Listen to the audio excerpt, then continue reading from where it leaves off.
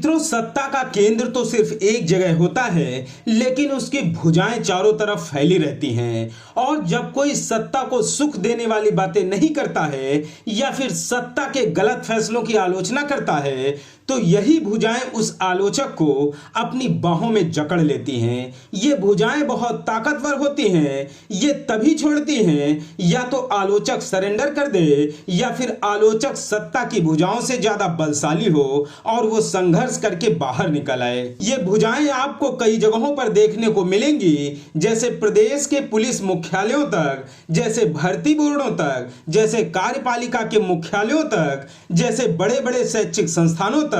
इतना ही नहीं, अब इन भुजाओं ने मीडिया संस्थानों में भी दस्तक देनी शुरू कर दी है। बीते कई सालों से यह सिलसिला चला आ रहा है। साल दर साल लोग इसके शिकार होते चले जा रहे हैं। मतलब अगर आलाकमान की कोई आलोचना करेगा तो ये भुजाएं उसको जकड़ लेंगी और उससे नौकरी भी छीन ली जाएगी। उसे एक झटके में बेरोजगार कर दिया जाएगा। इन भुजाओं में इतनी ताकत होती है कि एक ही झटके में आर्थिक रूप से आपकी कमर तोड़ दी जाएगी, जैसा मेरे साथ किया गया है। मैं उत्तर प्रदेश की राजधानी लखनऊ में भारत समाचार चैनल में आउटपुट हेड के पद पर काम कर रहा था। 5 साल तक मैंने संस्थान में सेवाएं दी हैं। कोरोना जैसी महामारी में भी मैंने संस्थान का साथ नहीं छोड़ा। मेरे संस्थान ने हर मुश्किल समय में मेरा साथ दिया। चैनल के स्टेट हेड और मौजूदा समय में सीईओ ने हमेशा मेरा हौसला बढ़ाया। कई बार जीवन में कुछ व्यक्तिगत समस्याएं भी आईं, लेकिन मेरे स्टेट हेड ने कभी मेरा साथ नहीं छोड़ा। मैं आजीवन उनका ऋणी रहूंगा। ये लाइनें बोलते समय भी मैं उनके लिए काफी ज्यादा भावुक हूं, क्योंकि ये संबंध सिर्फ संस्थान और जूनियर सीनियर तक का नहीं है, बल्कि कुछ और ज्यादा आगे का है। जो लोग रिश्तों को समझते हैं और निभाते हैं, उन्हें बहुत अच्छे से रिश्ते की बारीकियों को पता होता है।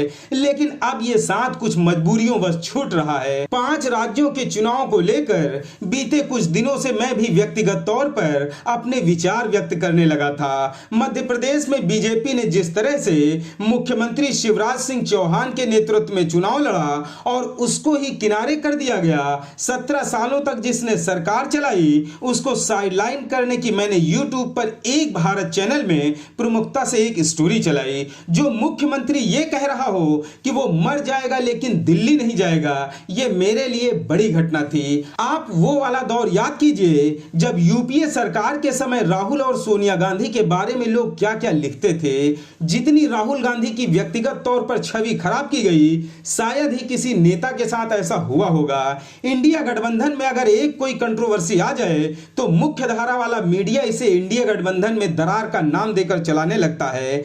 आप वो वाला दौर भी याद कीजिए जब उत्तर प्रदेश में एक समय में मायावती और अखिलेश यादव की सरकारें हुआ करती थी। टीवी की आधी स्क्रीन पर घटनाएं चलती थी और आधी स्क्रीन पर मुख्यमंत्रियों की तस्वीरें चलती थी। खबर का शीर्षक हुआ करता था यूपी में जंगल राज। लेकिन आज कानपुर देहात में चाहे गरीब ब्राह्मण परिवार का घर जला दिया जाए, या फिर प्रयागराज में 5-5 लोगों की नृशंस हत्या कर दी जाए, या फिर सोनभद्र में 10 से ज्यादा लोगों का नरसंहार कर दिया जाए, या फिर देवरिया में पूरा का पूरा ब्राह्मण परिवार साफ कर दिया जाए, लेकिन आपको जंगल राज जैसा शब्द कहीं पर सुनने को भी नहीं मिलेगा, क्योंकि वक्त और हालात बदल चुके हैं। मुख्य धारा वाला मीडिया भले ही मौन रहे, लेकिन सोशल मीडिया पर तो लोग अपनी आवाज उठाएंगे ही। अगर फेसबुक, इंस्टाग्राम, व्हाट्सएप, एक्स और यूट्यूब अपने विचार व्यक्त करने के लिए नहीं है, तो फिर इन पर ताला लगा दीजिए।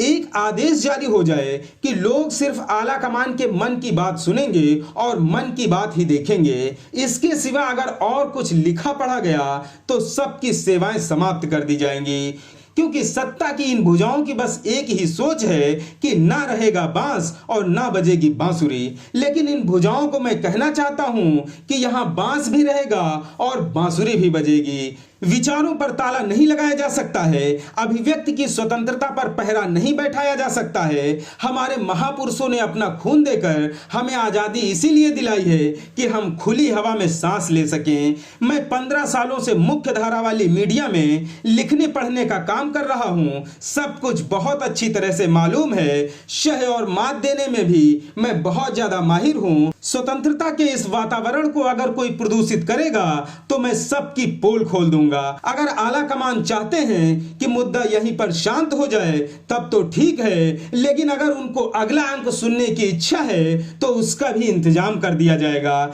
लेकिन अगले अंक में कुछ दृश्य होंगे और कुछ आवाजें भी आपको सुनाई देंगी जो आला कमान के मन को अशांत कर देंगी। इसलिए जियो और जीने दो के सिद्धांत का पालन होना चाहिए। मित्रों, अभी तक आप सिर्फ राम बाबू गौतम की आवाज सुनते थे, लेकिन अब मैं खुद बहुत जल्द ही आपके सामने आकर वंचितों की आवाज उठाऊंगा। वंचित सिर्फ दलित, पिछड़े और अल्पसंख्यक ही नहीं है। वंचित शब्द किसी जाति या धर्म से संबंधित नहीं है। ये हर उस शख्स के लिए है जो अपना हक पाने के लिए पीछे छूट गया है। तो आइए हम सब मिलकर एक नई शुरुआत करते हैं। जल्द ही मुलाकात होगी। धन्यवाद।